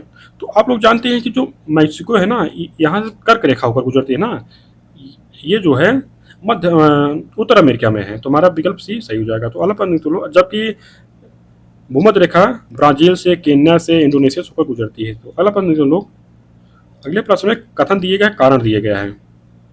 तो कथन दिए गए कि महाद्वीपों के पश्चिमी उष्णकटिबंधीय क्षेत्रों में विस्तृत मरुस्थल पाए जाते हैं। कारण दिए गए कि महाद्वीपों के पश्चिमी भाग पर पूर्वी व्यापारी पौने चलती हैं और पश्चिमी तटों पर महासागर की ठंडी धाराएं चलती हैं, बहती हैं, बताइए। तो इसमें क्या है ना, तो कथन भी सही है, कारण भी सही है और एक दूसरे की व्याख्या पड़ती है। क्योंकि महाद्वीपों के जो पश्चिमी तट होते हैं वहाँ पर मरुस्थल पाए जाते हैं। अब जैसे यहाँ पर क्या है ना, ये हमारा अफ्रीका महाद्वीप है, तो ये जो व्यापारी पौने चलती हैं ऐसे चलती हैं, इधर से होकर चलती हैं और इधर की तरफ आते आते क्या हो जाती है, एकदम बिल्कुल इनकी जो नमी होती है खत्म हो जाती है और यहाँ पर जो ये महासागरीय जलधारा चलती हैं ठंडी वाली चलती हैं ऐसे से करके। तो यहाँ पर क्या है होती है कि यहाँ पर बिल्कुल वाष्पीकरण नहीं होता है, आर्द्रता भी बहुत कम पाई जाती है। तो इस वजह से जो पश्चिमी तट होता है महाद्वीपों का, वहाँ पर वर्षा नहीं होती है, वहाँ पर विशाल मरुस्थल पाए जाते हैं। तो ये कथन और कारण एक दूसरे की व्याख्या करें, हमारा विकल्प ए सही हो जाएगा। तो अगला प्रश्न लो। अगला दिया गया कि नॉर्मंडी बीच निम्नलिखित में से किस देश में स्थित है। दिया गया है सिंगापुर, फ्रांस, बेल्जियम, जर्मनी, बताइए। तो नॉर्मंडी जो बीच है ना, ये फ्रांस में स्थित है। हमारा विकल्प भी सही हो जाएगा। तो अगला प्रश्न तो लोग। दिए गए प्रचुर कैल्शियम वाली मृदा को क्या कहा जाता है। दिए गया है पेडलफर, लैटराइट, पौरजाल, पेडोकल, बताइए। तो जो पेडोकल मृदा है ना, ये क्या है, ये मृदा का उपमंडल है। इस वर्ग की मृदाओं में कैल्शियम प्रचुरता में पाया जाता है। तो विकल्प हमारा क्या हो जाएगा, हमारा विकल्प डी सही हो जाएगा। अगला प्रश्न लोग। दिए गया है कि ग्रेट बैरियर रीफ के संबंध में निम्नलिखित कथनों में से कौन सा सही है। ग्रेट बैरियर रीफ दिया गया है कि यह ऑस्ट्रेलिया महाद्वीप के उत्तर पूर्वी तट के साथ साथ अवस्थित है। और दूसरा कथन दिया गया कि इसका निर्माण ज्वालामुखी से निश्चित पदार्थों से हुआ, बताइए। इसमें हमारा कौन सा कथन सही है। तो जो ग्रेट बैरियर रीफ के संबंध में दिए गए कथन है, इसमें क्या है ना कि ऑस्ट्रेलिया महाद्वीप के उत्तर पूर्वी तट के साथ साथ अवस्थित, पहले कथन हमारा सही है। और जो प्रवाल भित्ति है ना, इसका निर्माण प्रवाल नामक जीवों के अस्थि पंजरों के लगातार जमाव से हुआ है। दूसरा कथन हमारा गलत है, हमारा विकल्प सही हो जाएगा। तो अगला प्रश्न देते हैं लोग। दिए गया है कि टीटीकाका झील अवस्थित है। दिए गया है गुआना के पठार में, इथियोपिया के पठार में, बोलिविया के पठार में, ब्राजील के पठार में, बताइए। जो टिटिकाका झील है दक्षिण अमेरिका की बड़ी झीलों में से एक है। यह बोलिविया के पठार में अवस्थित है। विकल्प हमारा सी सही हो जाएगा। तो अगला प्रश्न थे लोग। अगले प्रश्न में हम लोगों को सूची 1 को सूची 2 से मिलाना है। तो एक तरफ युद्ध दिए गए, एक तरफ उसका वर्ष दिए गए हैं। जजाऊ का युद्ध कब हुआ था। जजाऊ का युद्ध हुआ था, जो हुआ था 1707 में हुआ था। करनाल का युद्ध 1739 में हुआ था। अंबूर का युद्ध हुआ था 1749 में हुआ था। चमकौर का युद्ध कब हुआ था, 1705 में हुआ था। तीसरा हमारा क्या बन जा रहा है, हमारा बन जा रहा है 2 4 1 3 1 बन रहा है। हमारा विकल्प जो है बी सही हो जाएगा। जजाऊ का युद्ध किसके बीच हुआ था भैया। जजाऊ का युद्ध जो हुआ था ये किसके बीच, ये हुआ था बहादुर शाह प्रथम और मुअज्जम के बीच। किसके, ये बहादुर शाह प्रथम और मुअज्जम। करनाल का युद्ध जो है, करनाल को किसके बीच हुआ, ये नादिर शाह और मोहम्मद शाह के बीच में हुआ था। ये हुआ था नादिर शाह और मोहम्मद शाह। नादिर शाह कौन था, नादिर शाह जो था ये ईरानी था, ये ईरान से आया था। अंबूर का युद्ध हुआ था जो डुप्ले एवं कर्नाटक के नवाब अनवरुद्दीन के मध्य हुआ था ना। ये हुआ था डुप्ले प्लस अनवरुद्दीन। चमकौर युद्ध जो हुआ था गुरु गोविंद सिंह और मुगलों के बीच में हुआ था। किसके? गुरु गोविंद सिंह और मुगलों के बीच में, मुगल के बीच में। इस तरह क्या हमारा विकल्प भी सही हो जाए तो वाला पढ़ने चलो। अगला प्रश्न में कथन दिए गए, कारण दिए गए हैं। तो इसमें क्या है, कथन दिया गया है कि वर्ष 1822 ईस्वी में तीरथ सिंह ने कोल विद्रोह का नेतृत्व किया था। तो कारण दिया गया कि वर्ष 1822 में ब्रिटिश सरकार ने चावल की नशीली शराब पर उत्पादन शुल्क लगा दिए थे। बताइए इसमें मार्क क्या सही है। तो इसमें जो पहला जो इसमें दिया गया कथन वर्ष 1822 में तीरथ सिंह नहीं, इसका जो नेतृत्व कर रहे थे ना बुद्धो भगत कर रहे थे। बुद्धो भगत कर रहे थे और कौन कर रहे थे? गंगा नारायण के द्वारा किया जा रहा था। तो हमारा कथन गलत है। और जो कारण दिया गया है कि वर्ष 1822 ईस्वी में ब्रिटिश सरकार ने चावल की नशीली शराब पर उत्पादन शुल्क लगा दिए। कारण हमारा सही है, तुम्हारा क्या हो जाएगा? ये गलत है और सही है, तुम्हारा विकल्प डी सही हो जाएगा। अलग नहीं चलो। अगले प्रश्न में सूची 1 को सूची 2 से मिलाना है। एक तरफ दिए गए समाचार पत्र पत्रिकाएं, दूसरी तरफ भाषा दिए गए हैं। कलकत्ता गजट, कलकत्ता इसकी भाषा जो थी ना अंग्रेजी थी। दी समाचार प्रेस, तो इसकी भाषा क्या थी? इसकी भाषा थी गुजराती। दिग्दर्शन, दिग्दर्शन की जो भाषा थी बांग्ला थी। बम्बई दर्पण, इसकी भाषा जो मराठी थी। तो इसमें क्या बन रहा हमारा 4-3-2-1 बन रहा है। तुम्हारा विकल्प जो है बी हो जाएगा। बनने तो लो दिए गया कि भारत को तलवार के बल पर विजित किए गए हैं और तलवार के बल पर ही इसे अधीन रखेंगे। बताइए इसमें से दिए गया कि किसके द्वारा कहा गया है। इसमें दिए गया है कि लॉर्ड कर्जन, लॉर्ड एल्गिन प्रथम, लॉर्ड मिंटो द्वितीय, लॉर्ड एल्गिन द्वितीय। तो बताइए इसमें ये जो कथन कहा गया था ना, ये कहा गया था लॉर्ड एल्गिन द्वितीय के द्वारा और लॉर्ड एल्गिन द्वितीय के द्वारा। तो विकल्प हमारा लॉर्ड एल्गिन। और इनका शासनकाल कब था? ये था 1894 से 1899 तक। तो इस तरह हमारा विकल्प डी सही हो जाएगा। तो अलग प्रश्न देखते हैं लोग। पहले प्रश्न में कथन दिए गए, कारण दिए गया है। तो कथन दिए गए कि वर्ष 1885 में बम्बई प्रेसिडेंसी एसोसिएशन की स्थापना हुई और फिरोज शाह मेहता इसके संस्थापक सदस्यों में से एक थे। कारण दिए गए संगठन का मुख्य उद्देश्य सरकार को सरकारी नीतियों के लिए सुझाव देना था। बताइए। तो इसमें जो कथन दिए गए हैं कि वर्ष 1885 में जो इसका स्थापना हुई थी बम्बई प्रेसिडेंसी एसोसिएशन, इसके संस्थापक कौन कौन थे? इसके संस्थापक थे फिरोज शाह मेहता थे, बदरुद्दीन तैयब जी थे, केटी तलंग थे। तो इस तरह पहला कथन हमारा जो सही है। और कारण दिया गया है कि संगठन का मुख्य उद्देश्य सरकार को सरकारी नीतियों के लिए सुझाव देना नहीं भैया, ये हमारा गलत है। और इसका जो उद्देश्य था ना लोगों में रणनीतिक विचारों का प्रचार प्रसार करना था। तो इसका हमारा जो कारण है गलत है। हमारा विकल्प कौन सा? हमारा विकल्प सी सही हो जाएगा। तो अल्लाह पढ़ने तो लोग दिए गया है कि निम्न पर विचार करें। दिए गए उत्तर प्रदेश, महाराष्ट्र, पश्चिम बंगाल, तमिलनाडु। दिए गए कि उपरोक्त राज्यों को उनकी शहरी जनसंख्या के हिसाब से अवरोही क्रम में व्यवस्थित कीजिए। तो पहले स्थान क्या आता है? पहले स्थान पर आता है भैया हमारा महाराष्ट्र, दूसरे स्थान पर उत्तर प्रदेश है, तीसरे स्थान पर आता है तमिलनाडु और चौथे स्थान पर आता है पश्चिम बंगाल। तीसरा हमारा क्या बन रहा है? हमारा 2-1-4-3 बन रहा है। हमारा विकल्प ये सही हो जाएगा। अगला पद नहीं चलो। अगला पद दिए कि इकोलॉजिकल फुटप्रिंट की अवधारणा के विकास का श्रेय किसको जाता है? दिए गए हैं विलियम इरिस को, फॉरमैन को, ओडम को, हुल्ट को। बताइए। तो इसमें कहा है ना कि इकोलॉजिकल फुटप्रिंट की अवधारणा के विकास का जो श्रेय दिया जाता है विलियम ई रीस को जाता है। तो हमारा विकल्प ये सही हो जाएगा। अगला पद देखते लोग। दिए गया है कि निम्नलिखित युग्मों से कौन सा एक सही सुमेलित है? तो पहला दिए है उत्तर प्रदेश का सबसे कम आबादी वाला जिला, दिए गया है महोबा, ये तुम्हारा सुमेलित है। दूसरा दिए है उत्तर प्रदेश का न्यूनतम 10 की वृद्धि वाला जिला कानपुर है, ये भी हमारा सही है। और तीसरा दिए है उत्तर प्रदेश का न्यूनतम जनसंख्या घनत्व वाला जिला ललितपुर, ये हमारा सुमेलित है। हमारा तीनों सुमेलित है। तुम्हारा विकल्प डी सही हो जाएगा कि सही सभी सही सुमेलित है। अगला पद देखते लो। दिए गया कि सीमांत अस्थायी सुविधा दर के संदर्भ में सत्य कथन का चयन कीजिए। पहला दिया है कि आरबीआई ने पहली बार वित्तीय वर्ष 2011 से एमएसएफ की घोषणा की। दूसरा दिए गया कि एमएसएफ की दर जो है रेपो रेट से 1% कम होती है। बताइए इसमें हमारा कौन सही है?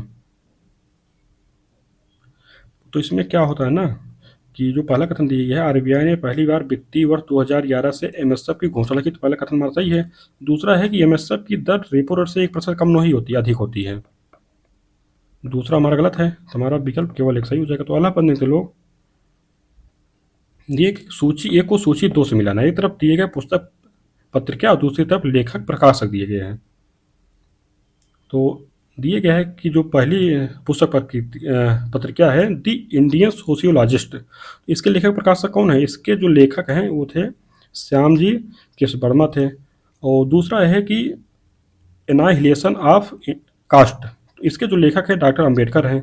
इंडिया डिवाइडेड, इसके लेखक जो है राजेंद्र प्रसाद हैं। इंडियन स्ट्रगल, इसके लेखक जो है सुभाष चंद्र बोस है। तो हमारा आमने सामने से मिले तो हमारा विकल्प जो है ए बन जाएगा। तो अगला पढ़ने के लोग, अगला प्रश्न है कि बैकग्राउंड रेडिएशन के बारे में निम्नलिखित कथनों में से कौन सा कथन सही है? तो जो पहला कथन दिए गया, यह इरादतन विकिरण स्रोत के प्रवेश करने के कारण होता है, तो हमारा गलत है। और दूसरा दिए कि यह केवल कृत्रिम स्रोतों से उत्पन्न होता है, ये भी, ये जो है ना, कृत्रिम स्रोत और प्राकृतिक स्रोत दोनों से उत्पन्न होता है। और तीसरा दिए कि यह मानव स्वास्थ्य के लिए लाभदायक है, तो भैया लाभदायक नहीं है, लाभदायक नहीं भी है, ये जो है हानिकारक होता है। और चौथा दिए कि यह हर समय हर स्थान पर मौजूद रहता है, तो हमारा सही है, विकल्प हमारा डी सही हो जाएगा। अगला प्रश्न देखते हैं लोग, तो दिए गए चोल काल में कुर्रम शब्द प्रयुक्त होता था। दिए गया है कि मंदिर निर्माण शिल्पी के लिए, दूसरा दिया है कि राष्ट्रीय संगीतकारों के लिए, तीसरा दिया गया है कि ग्राम संघ के लिए, चौथा दिया है कि व्यापारियों की सभा के लिए। तो बताइए,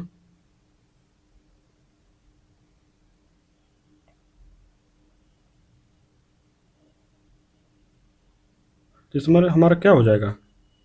तो हमारा हो जाएगा कि जो चोल काल में कुर्रम होता था ना, इसका जो प्रयोग होता था ग्राम संघ के लिए होता था, और व्यापारियों की सभा के लिए जो शब्द होता था वो नगरम होता था, आप लोग जानते ही हैं। इस हमारा क्या हो जाएगा? हमारा विकल्प जो है, विकल्प हमारा सी सही हो जाएगा। तो अगला प्रश्न देखते हो लोग, अगला प्रश्न है कि उत्तर प्रदेश भूमि सुधार निगम की स्थापना कब की गई थी? दिए गए 1975, 1985, 1978, 1999। बताइए। तो इसमें देखा जाए तो उत्तर प्रदेश भूमि सुधार निगम की स्थापना 1978 में की गई, तो हमारा विकल्प सी सही हो जाएगा। अगला प्रश्न देखते हो लोग, दी गई कांग्रेस के प्रति लॉर्ड कर्जन की नीति थी। इसमें दिया गया है कि इसे गैर कानूनी घोषित कर दिया जाए, दूसरा दिया गया कि इसका अस्तित्व समाप्त कर दिया जाए। तो यही हमारा जो दूसरा है ये हमारा सही हो जाएगा कि इनका उद्देश्य था कि इसका अस्तित्व समाप्त कर दिया जाए, क्योंकि लॉर्ड कर्जन का यह मानना था कि नरम पत्तियों के नेतृत्व में कांग्रेस काफ़ी कमज़ोर है। लॉर्ड कर्जन ने यह कहा था कि मेरा यह बड़ा मकसद है कि मेरे भारत प्रवास के दौरान इस पार्टी का अंत हो जाए। तो अगला पढ़ लेते लोग, दिया गया है कि 20 डिग्री सेल्सियस पर जल में ध्वनि की चाल होती है लगभग। दिया गया है 330 मीटर प्रति सेकंड, 800 मीटर प्रति सेकंड, 150 मीटर प्रति सेकंड, 5000 मीटर प्रति सेकंड। बताइए।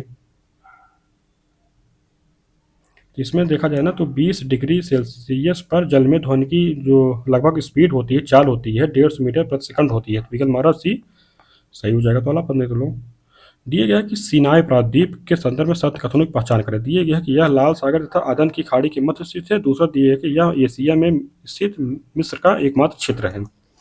तो बताइए इसमें हमारा कौन सा सही है? तो इसमें देखा जो पहला कथन दिया है कि यह लाल सागर तथा अदन की खाड़ी नहीं भैया, लाल सागर तथा भूमध्य सागर के मध्य स्थित है। पहला कथन हमारा गलत है। दूसरा जो है यह एशिया में स्थित मिस्र का एकमात्र क्षेत्र है, दूसरा हमारा सही है, हमारा विकल्प भी सही हो जाएगा। अगला पढ़ने के लोग, इसमें दिया गया है कि एक तरफ खोज दिया गया है, दूसरी तरफ खोजकर्ता दिया गया है।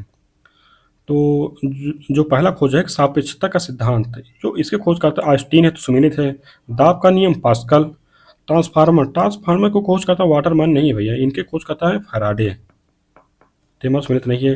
ग्रामोफोन एडिसन, तो हमें बताना था कौन सुमेलित है, तो हमारा विकल्प सी सही हो जाएगा। तो अगला पढ़ने दो लोग, दिया गया है कि निम्नलिखित में से कौन एक पहाड़ी चंदन के वनों के लिए प्रसिद्ध है। दिया गया है कि नियामगिरी उड़ीसा, पालकोंडा आंध्र प्रदेश, मेलागिरी तमिलनाडु, इनमें से कोई नहीं। बताइए। तो जो चंदन के वनों के लिए प्रसिद्ध है ना, वो मेलागिरी तमिलनाडु में है, तो विकल्प हमारा सी हो जाएगा। तो अगला पढ़ने दो लोग, अगला पंक्ति दिए कि हरित ग्रंथ के द्वारा निम्नलिखित में से किस प्राणी में उत्सर्जन होता है। दिए गए झींगा, तिलचट्टा, केचुआ, कबूतर। तो इसमें क्या है ना कि झींगा और अन्य क्रस्टेशियाई जंतुओं में उत्सर्जन जो होता है हरित ग्रंथि द्वारा होता है। तो विकल्प हमारा ये हो जाएगा। अगला प्रश्न देते हैं लोग। दिया गया कि अशखाबाद निम्नलिखित में से किस एक मध्य एशिया देश की राजधानी है। अशखाबाद दिया गया है उज्बेकिस्तान, किर्गिस्तान, तजाकिस्तान, तुर्कमेनिस्तान। बताइए। तो जो अशखाबाद राजधानी है ना, ये तुर्कमेनिस्तान की राजधानी है। तो विकल्प हमारा डी सही हो जाएगा। तो उज्बेकिस्तान की राजधानी क्या है? उज्बेकिस्तान की राजधानी है ताशकंद। किर्गिस्तान की राजधानी क्या है? बिश्केक है। तजाकिस्तान की राजधानी क्या है? दुशांबे है। इस तरह हमारा विकल्प क्या हो जाएगा? विकल्प हमारा डी सही हो जाएगा। अगला प्रश्न देखो लोग। दिए गया है कि निम्नलिखित में से किस अनुच्छेद द्वारा संविधान में यह प्रावधान किया गया है कि संसद द्वारा किसी केंद्र शासित प्रदेश हेतु स्थानीय विधानसभा, मंत्रिपरिषद या दोनों का निर्माण हो सकता है। दिए गया है अनुच्छेद 239 ए, अनुच्छेद 240 बी, अनुच्छेद 238, अनुच्छेद 241। बताइए। तो इसमें क्या है ना कि 14वें संविधान संशोधन अधिनियम, संविधान संशोधन के द्वारा अनुच्छेद 239 ए जोड़ा गया था और इसके अंतर्गत संविधान में यह प्रावधान किया गया कि संसद द्वारा किसी केंद्र शासित प्रदेश हेतु स्थानीय विधानसभा, मंत्रिपरिषद या दोनों का निर्माण हो सकता है। विकल्प हमारा ये सही हो जाएगा। अगला प्रश्न चलो। दिए गया है कि निम्नलिखित युगों में से कौन सा एक सही सुमेलित नहीं है। दिया गया है कि वन्य जीव संरक्षण अधिनियम 1972 हमारा सुमेलित है और दूसरा है कि वन संरक्षण अधिनियम 1980 हमारा सुमेलित है और तीसरा दिया गया है कि वन संरक्षण अधिनियम 1986 ये भी हमारा सुमेलित है और चौथा दिया है कि जैव विविधता अधिनियम 2000 नहीं भाई, जैव विविधता अधिनियम जो है ना 2002 है, 2002 में स्थापित की गई। विकल्प हमारा डी सुमेलित नहीं है। तो अगला प्रश्न दे लो। दिए गए भारतीय संविधान के तृतीय अनुसूची में निम्नलिखित में से किसकी शपथ का प्रावधान का उल्लेख नहीं है। दिए संघ मंत्री, संसद सदस्य, राष्ट्रपति, उच्च न्यायालय के न्यायाधीश। बताइए। तो इसमें देखा जाए जो राष्ट्रपति है ना, इनके इनके जो शपथ का प्रावधान दिया गया है ये किया गया अनुच्छेद 60 में। तो इस तरह हमारा विकल्प सी सही हो जाएगा। तो अगला प्रश्न दे लो। दिए गया है कि निम्नलिखित युगों में से कौन सा एक सही सुमेलित नहीं है। दिए गए मध्यकालीन संत और उनका कार्यक्षेत्र दिए गए हैं और पहला जो दिए कि शंकरदेव, तो इनका जो कार्यक्षेत्र है, इनका कार्यक्षेत्र है असम में। मलुकदास का जो कार्यक्षेत्र है वो राजस्थान नहीं हुई है। मलुकदास का जो है ना ये है इलाहाबाद। नरसिंह मेहता गुजरात, नामदेव महाराष्ट्र। तो हमारा विकल्प भी बताना था। तो मेरे सही। अगला प्रश्न दे लो।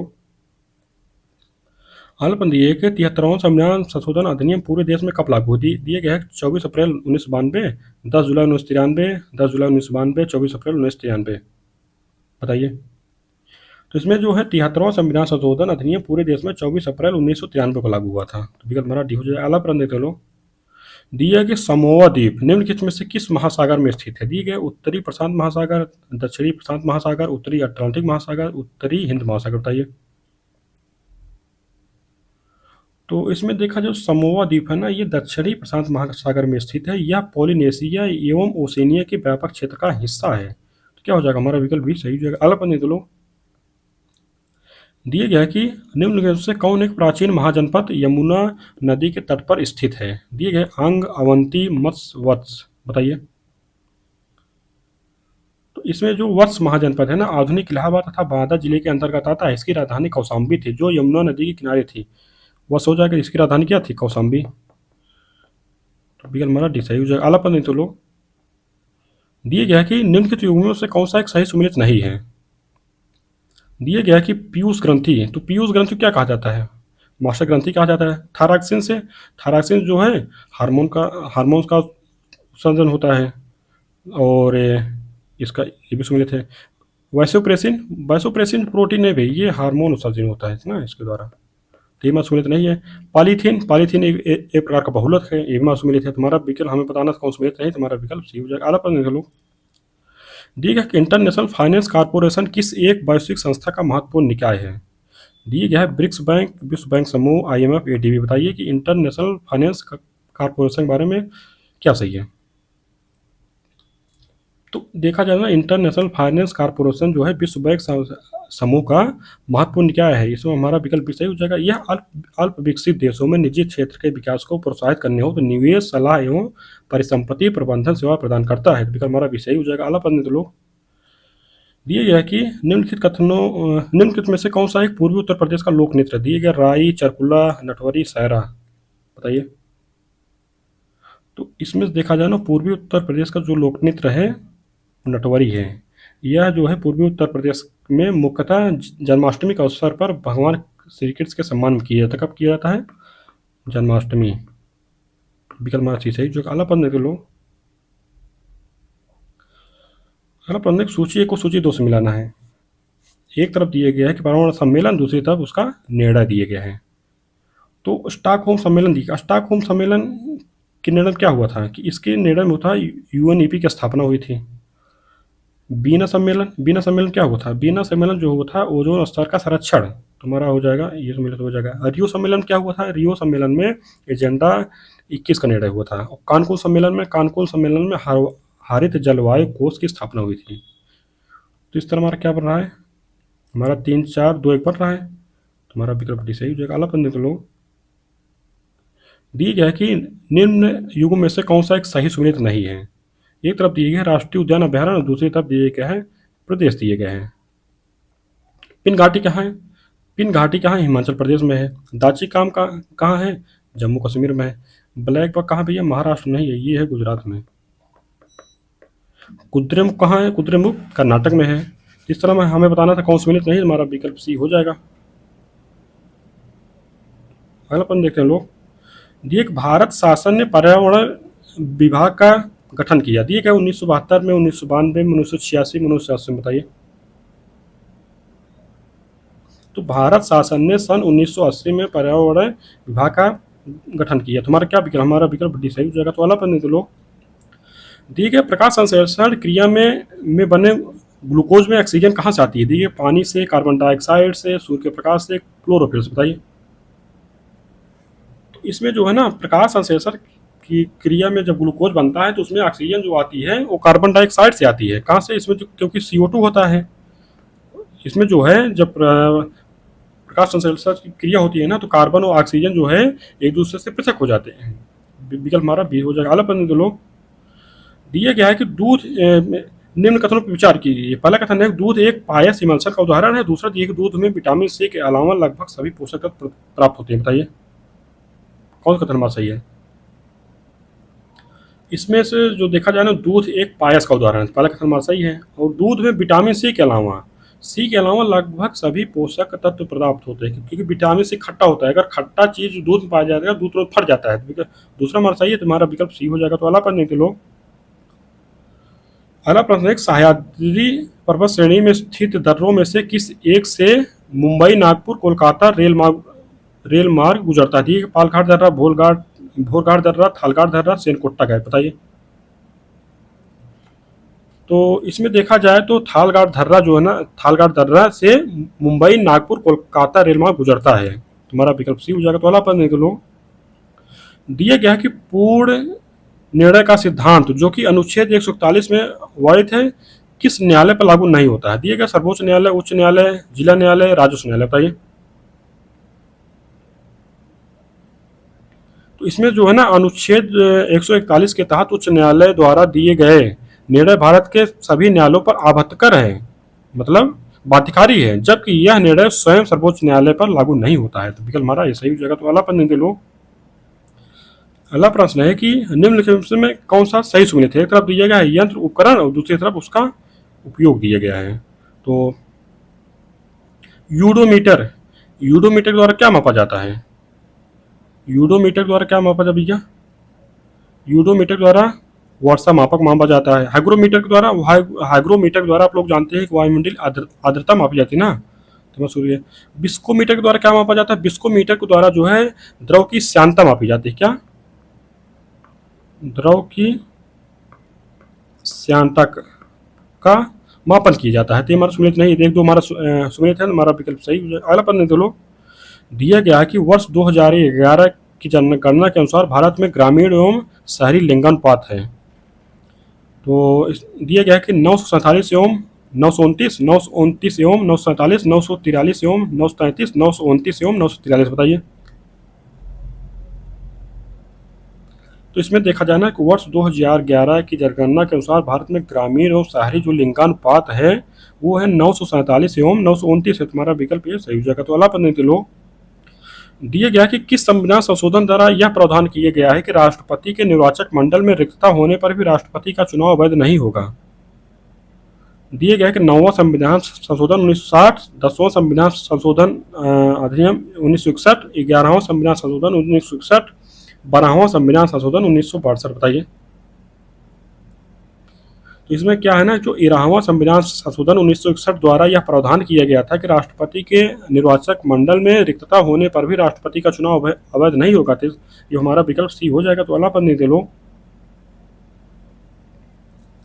अगला प्रश्न है कि निम्नलिखित में से कौन सा एक पद केवल जीव द्वारा ग्रहण किए गए स्थान का ही नहीं अपितु जीवों के समुदाय में उसकी कार्यात्मक भूमिका का भी वर्णन करता है। दिएगा इकोटोन, पारिस्थितिक कर्मता, आवास क्षेत्र, आवास। बताइए। तो इसमें जो पारिस्थितिक कर्मता है ना, यह पद केवल जीव द्वारा ग्रहण किए गए स्थान का नहीं अपितु जीवों के समुदाय में उसकी कार्यात्मक भूमिका का भी वर्णन करता है। यानी कि जिस पर्यावरण जो जीव रह रहा है उसकी आवास के अलावा भी उसमें जो कार्य कर रहा है, जो उसके द्वारा कार्य करा जा रहा है, एक दूसरे जीव से उसका संबंध हो रहा है, तो उसके द्वारा क्या उसको क्या कहा जाता है, उसको कहा जाता है पारिस्थितिक कर्मता कहा जाता है। इस तरह हमारा विकल्प भी सही हो जाएगा। तो अगला प्रश्न दे लो। इसमें यह है कि सूची 1 को सूची 2 से मिलाना है। एक तरफ रोग दिया गया है, एक तरफ उसके संबंधित अंग दिए गए हैं। पीलिया, पीलिया क्या होता है भैया? पीलिया जो जो इससे जो संबंधित अंग है यकृत होता है, लीवर। तो दूसरा दिए गया पोलियो, पोलियो क्या कहते हैं? पोलियो जो होता है संबंधित अंग है तंत्रिका एवं पेशी रोग होता है। तो हमारा हर्पेंस, हर्पेंस जो है त्वचा रोग है। रोहा क्या है? रोहा जो है नेत्र संबंधी रोग है। तो इस तरह क्या है, 1 2 4 3 हमारा बन रहा है। हमारा क्या हो जाएगा? हमारा विकल्प भी सही हो जाएगा। तो अगला प्रश्न देख लो। अगला प्रश्न दिया गया उत्तर प्रदेश के किस जिले में सर्वाधिक महिला जनसंख्या निवास करती है? दिए गए लखनऊ में, गाजियाबाद में, कानपुर में, प्रयागराज में। बताइए। इसमें जो है ना, जनगणना 2011 के अनुसार उत्तर प्रदेश के प्रयागराज जिले में सर्वाधिक महिला जनसंख्या निवास करती है। तो इतना हमारा क्या, हमारा विकल्प डी सही हो जाएगा। तो अगला प्रश्न देते लोग।